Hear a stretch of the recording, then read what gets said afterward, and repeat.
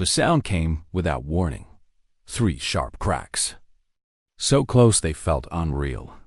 At first, no one understood what they were hearing. Just noise. Just echoes. Then the silence hit. At 2:28 in the afternoon, an emergency call reached police in Arizona. The voice on the line was shaking. He said his aunt had been talking on the phone. And then the gunshots exploded through the call. Officers were dispatched immediately. When they arrived, the neighborhood was frozen in confusion. Garage doors stood open. People hovered in driveways, afraid to move, afraid not to.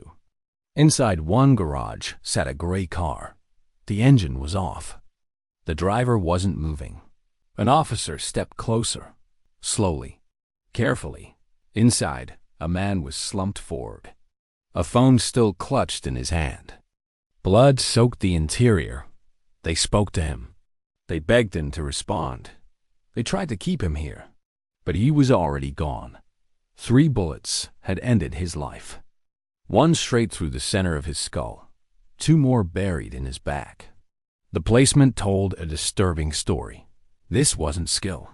This was rage. Fast, uncontrolled. Inside the house, officers cleared every room. Lights on. Doors open. No one hiding. No suspect. No weapon. Just a scene that felt unfinished. The victim was identified minutes later. Michael Agger, 31 years old. He had just arrived home. He was still on the phone with his sister when it happened. He never even saw it coming. Behind the car, officers noticed 3 clean holes through the rear windshield. Whoever did this had waited. Quietly. Close enough to see him. Shell casings lay scattered on the concrete. Nearby, a muddy footprint cut through a shallow puddle. Someone had run. Someone had planned their escape. Neighbors were questioned one by one.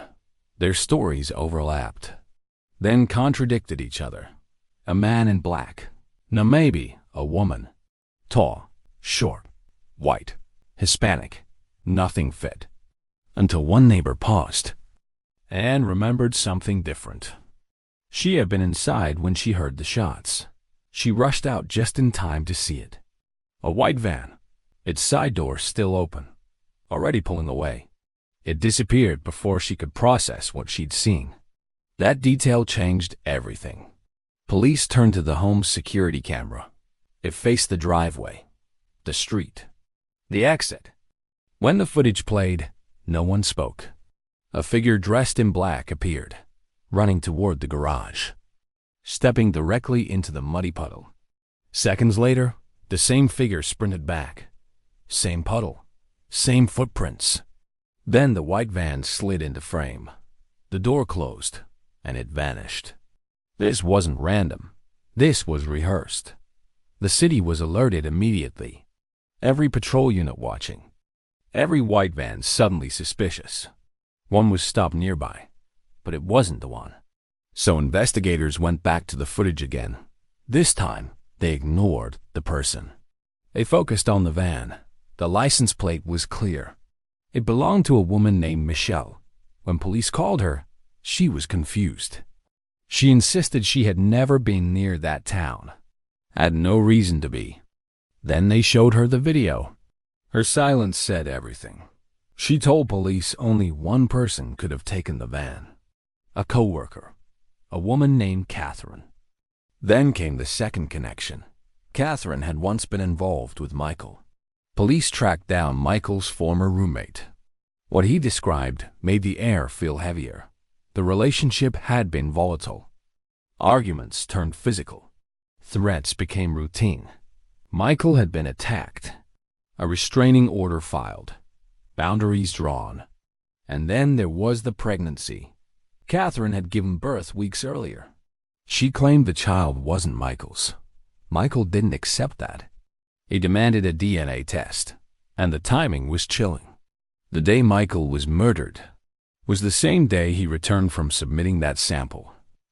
Investigators turned to Catherine's workplace. Security footage filled in the gaps no one could deny. A coworker sat down to eat.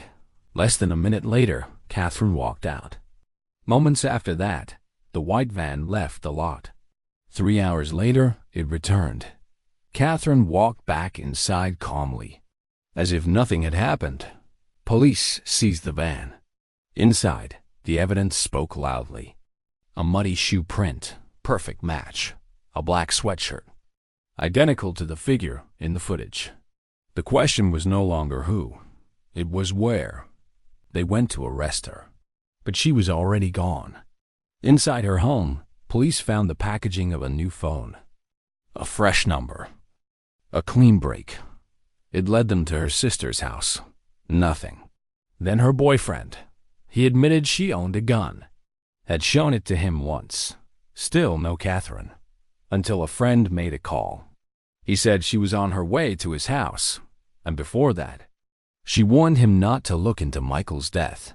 Police surrounded the home. This time, she was there. Catherine was taken into custody without resistance. No panic, no tears, no reaction.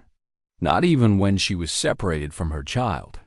During interrogation, she denied everything. Said she never left work. Said she didn't take lunch. Video proved otherwise. She stared ahead, asked for sleep, asked for a lawyer. When asked if she even wanted to know who had been killed, she showed nothing. No shock, no curiosity, no regret. Years later, the verdict came down. Guilty. First-degree murder. Life in prison. No parole. The DNA results confirmed what Michael believed all along. He was the father. His family was granted custody of the child. And the final truth settled in. The evidence didn't just reveal how Michael died. It revealed how long the decision had already been made. The murder wasn't a moment of anger. It was a conclusion.